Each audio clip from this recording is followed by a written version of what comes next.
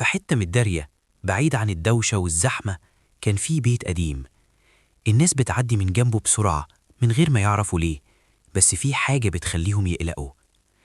البيت ده الشمس ما كانتش بتعرف له طريق، شبابيكه متقفلة دايما بالضبة والمفتاح، وبابه الخشب تقيل كأنه متصمم عشان يفضل مقفول للأبد. في أواخر التسعينات بدأت تظهر وشوشة وكلام غريب، مش بلاغات رسمية عن اختفاء، لكن الجيران كان لسان حالهم جملة واحدة: البيت ده فيه حاجة مش مظبوطة. سكنه راجل في الأربعينات، هادي لدرجة مريبة، ملامحه عادية جدا، وده كان أكتر شيء يخوف فيه.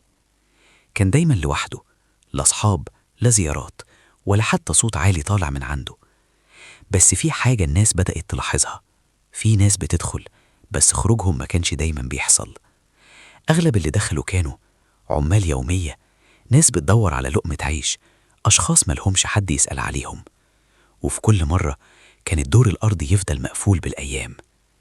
الشكوك زادت بس مفيش دليل، لحد ما واحدة من الجارات لاحظت حاجة بسيطة جدا: ريحة مش قوية مش واضحة بس غريبة. بلاغ واحد واتقفل، بلاغ تاني واتقفل، لحد ما في ليلة المية قطعت عن الشارع كله.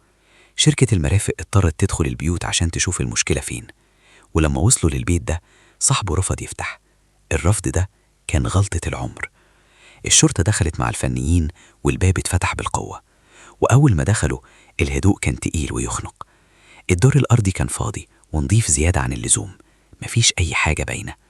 لكن في وسط الحيطة كان في حتة مختلفة، لونها أغمق كأنها مدهونة قريب. بدأ الحفر، ومع كل سنتيمتر كان جزء من الغموض بيتشال.